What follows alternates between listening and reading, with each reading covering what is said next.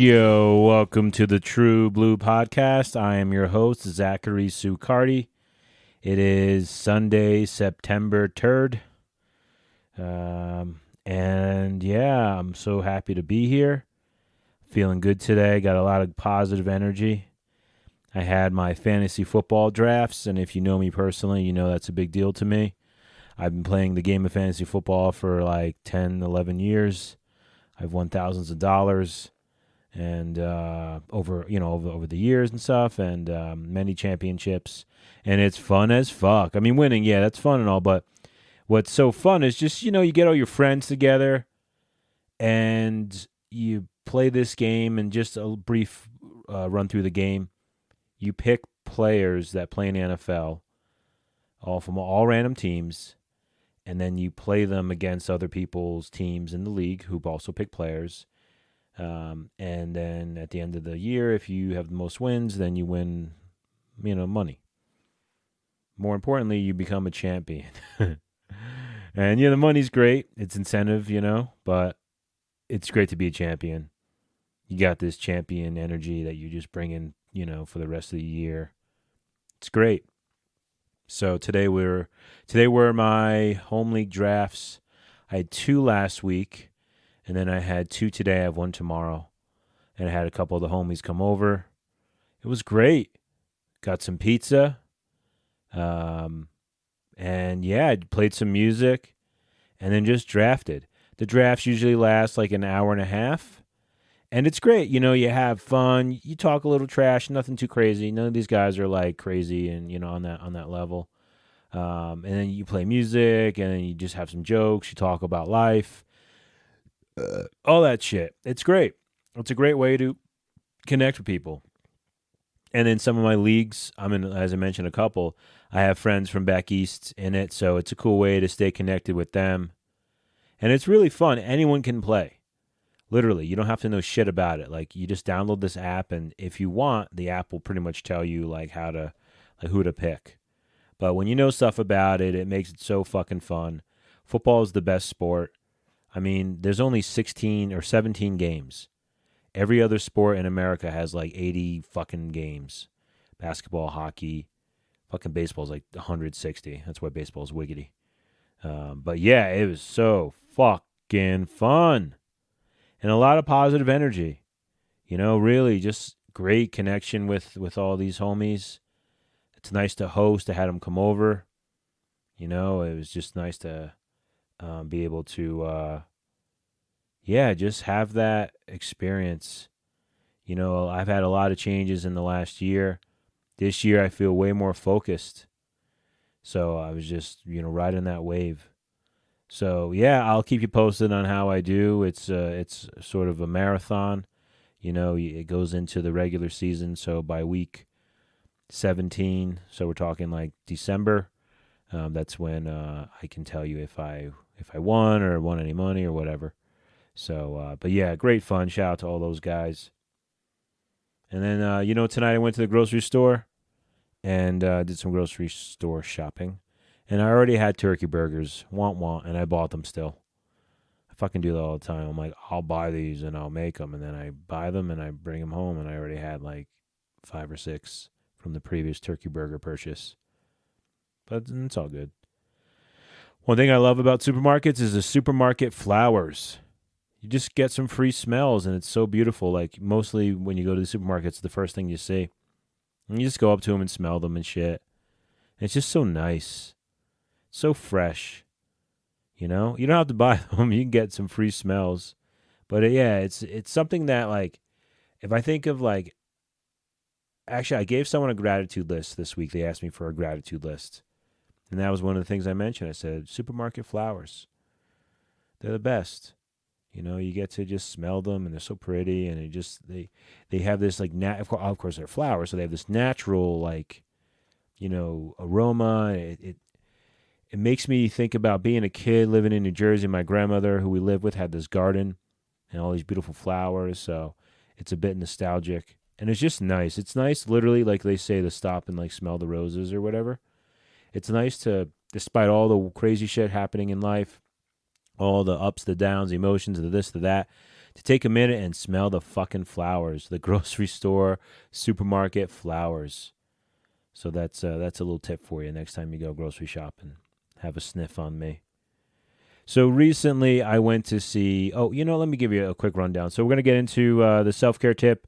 I'm going to read from the book Language of Letting Go by Melody Beatty. It's a daily reader. It's an excellent daily reader. I suggest everyone get it. It's amazing. And then I'm going to talk some music. I'm not sure who the music is going to be from later. It may be from this band Loving. Probably from the band Loving. So check that out. But back into since we last spoke. So I went and saw Pantera. They're a metal band from the 90s. They played here in Albuquerque. I went with two of my friends. And it was fucking amazing. Amazing. One of the best shows I've seen my whole life. Now, there may be some recency bias because I've seen like hundreds of shows, but it was so fucking good. Number one, we had really good seats. Number two, it was a beautiful night. It was like a full moon, cool weather, or like warm, but a nice fucking breeze, so you weren't sweating. I didn't have to drive. Huge win. Huge win. Because this venue, there's only two roads in and out. And then when you're leaving, there's all these drunk jerk-offs fucking driving around. I don't want to deal with that shit. Fuck that. So that was a big plus. Didn't have to drive. That's a win. And so the band, they sounded great. Fucking great. They weren't phoning it in. They definitely wanted to be there. There was such good energy there. Like a lot of their fans, and it was cool because their band, like I said, from the 90s, and I saw a lot of old school shirts, and it was very nostalgic. I saw Pantera in 1997 at Ozfest at Giant Stadium, and then I saw them in New York City in 2001, in March of 2001, like right around my birthday, like a week or two before my birthday. So it's been 20 fucking million years since I've seen them. And so if you don't know the band, the guitar player, he was tragically killed on stage in 2004. Dimebag Darrell, shout out to him. And then the drummer, who was the guitar player's brother, he passed away a couple years ago. Amazing musicians, those two, amazing. And the guys they had to replace them were excellent. And it like made sense. Is this guitar player named Zach Wild? He's from New Jersey. My name is Zach. His name is Zach. We're both from Jersey, so that's cool. And then the drummer was this guy, Charlie, which happens to be my father and my brother's name, so that's cool. This guy, Charlie Bennett or something. I forget his last name, but he's from this band called Anthrax. I don't really care for Anthrax, but he's a sick drummer. He's excellent. So the replacements that they got for the brothers who had passed away made sense, were excellent. They were respectable. Like it was like a good match. And then the original bass player, who actually lives in Santa Fe, and then the original singer. But, I mean, the fucking show kicked ass. They sounded amazing. They fucking, it was so fucking good. I made a playlist of their set list, so I'll share it on Instagram, which, again, I'm a True Blue Podcast on Instagram. And, it was great. Fucking great. The songs were amazing. Like all like the visuals and shit they had behind them, they were awesome. Great show. Just such a good connection. You can't beat live music. I've been seeing shows for 30-something fucking years, and it's still amazing. Amazing. And there's still such a connection with live music that I just haven't found elsewhere, and it's just so beautiful. Really, it's so fucking amazing. And then check this out. So after the show, when the band finishes, they'll play music through the monitors and shit. And they played the Smiths' How Soon Is Now. And if you know me, you know that's my favorite band. And once I heard that, I thought, this is fucking awesome. It was one of the best shows. It like was the bow on top, the cherry on top, the whipped cream and cherry on top. If you went to Friendly's and had mint chocolate chip ice cream, it was the mint cookie in the ice cream. It was so fucking good. And when I heard that, I didn't cry, but it was emotional. I absolutely love the Smiths. So does the singer of Pantera. And if you know the music, they're vastly different. But man, it was so fucking awesome to hear the Smiths after seeing Pantera with one of my best friends and with two of my homies. Shout out to both of them, for Scherziz and Brando. Oh man, great experience. I'm so happy to share it. Really, just so fucking good. And I'm going to a couple shows this month. I'm seeing Military Gun and MS Paint. I'm going to see Jizza. And then I'm going to see Modest Mouse at the Santa Fe Opera. Fucking can't wait for that. That's going to be awesome too. So I guess that's about it since we last spoke. Just catching up on a couple things. Let's get into the self-care tip.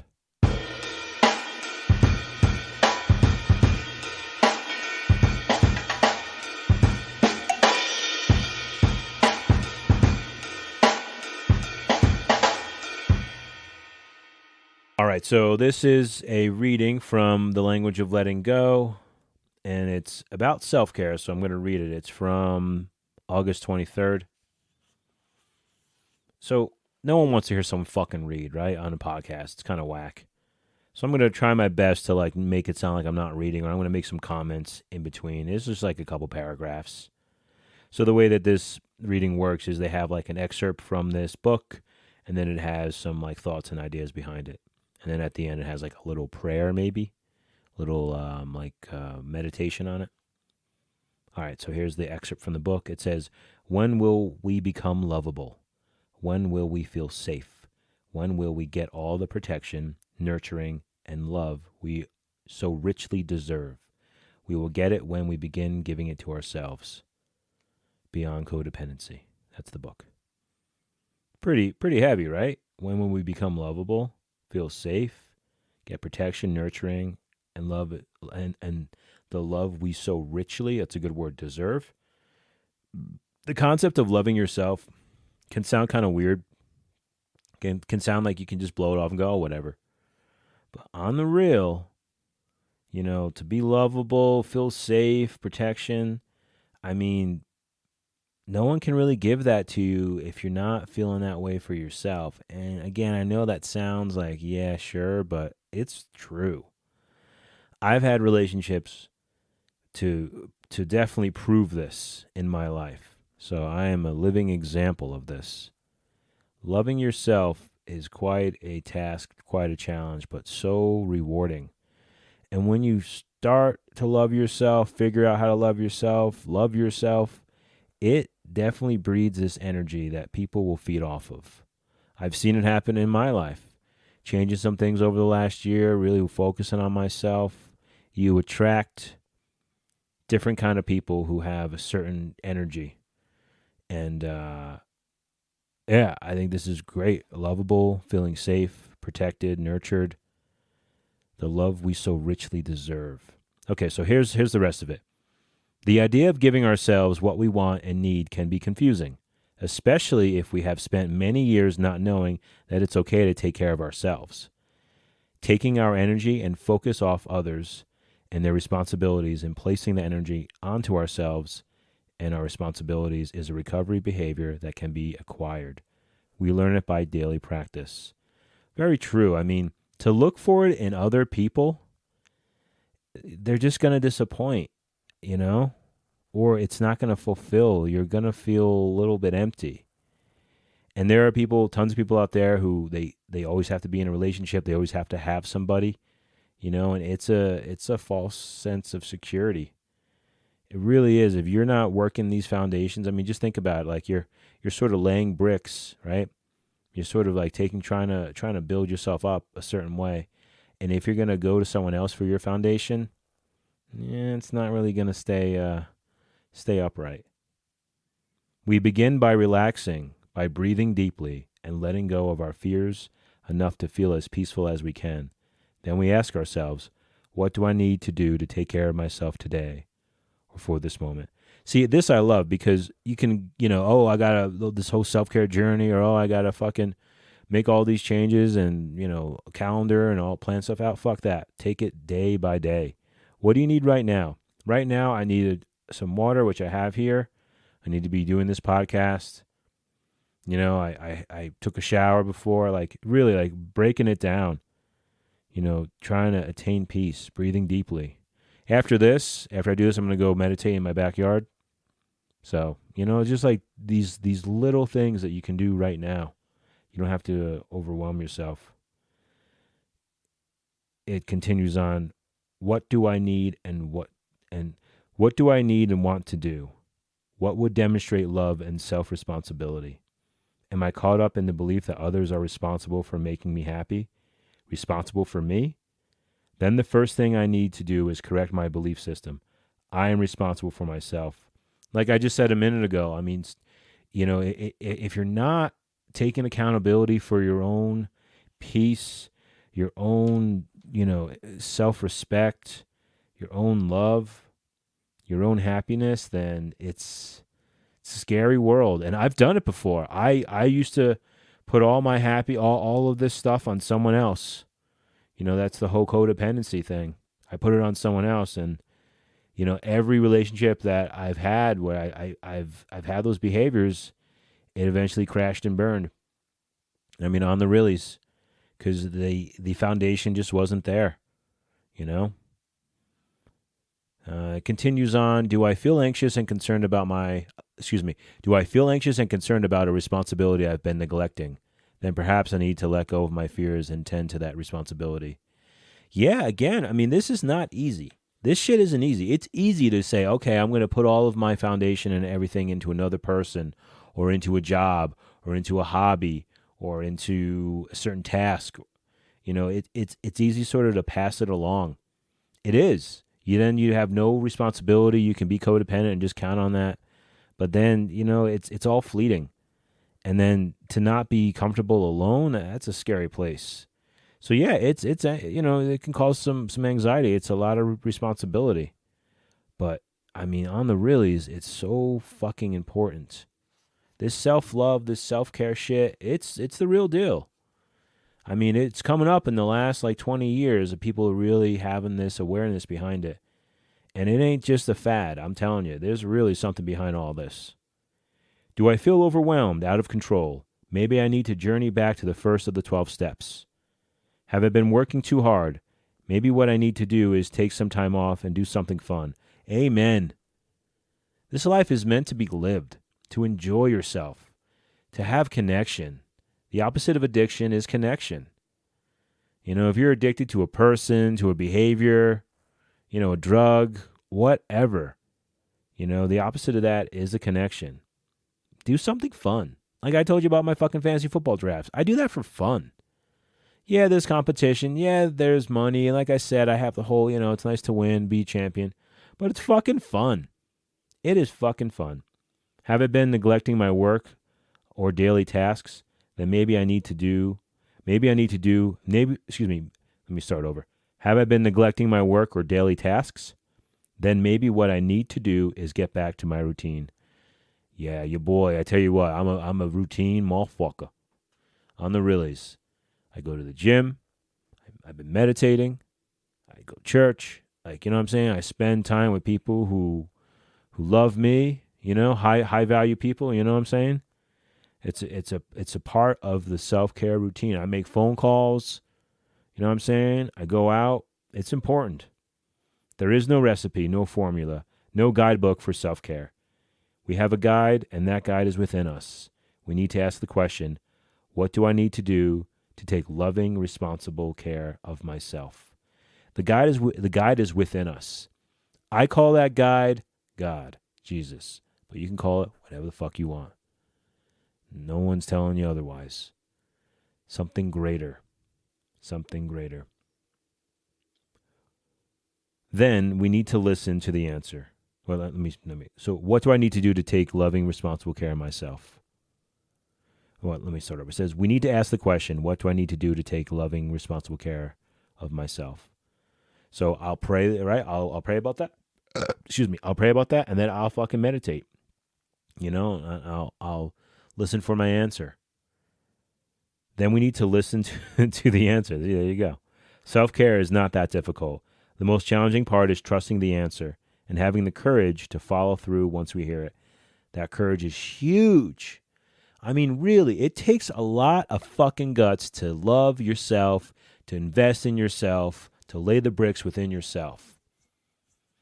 I mean, really, like I said earlier, you see in this world so many people who ignore that, and they are codependent on another person, on a job, on fucking, their role in life, on, drugs, money, like whatever they're quote unquote chasing. So courage is a great word. Courage is such a good word. And then the meditation for this reads, "Today I will focus on taking care of myself. I will trust myself and my higher power to guide me in this process." Trust. Yes. Trust your fucking self. Trust your higher power. Focus. Have courage. Love yourself. I mean, come on now. Come on now. All right, so that's it. That's the self-care tip. Let's get into the True Blue playlist.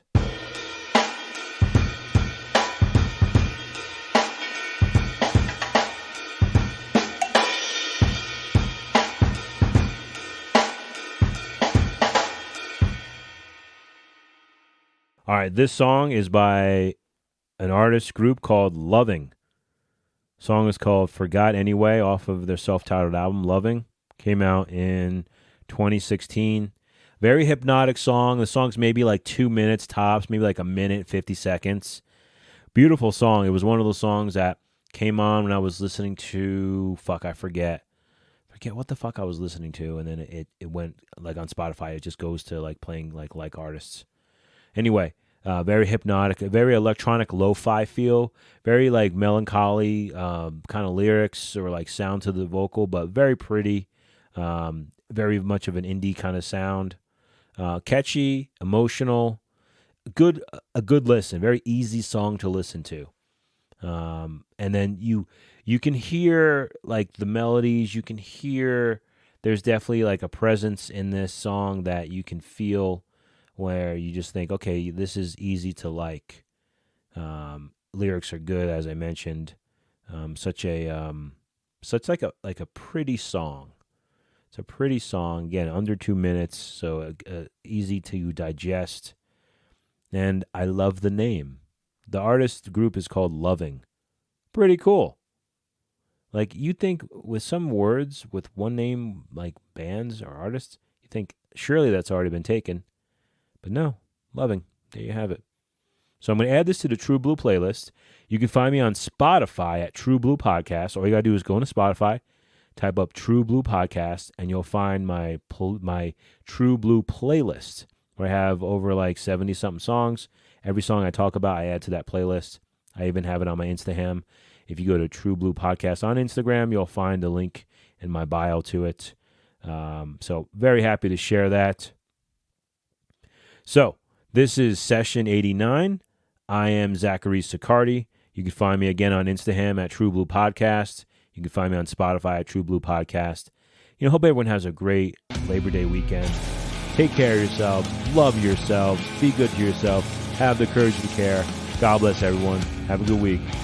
Hey.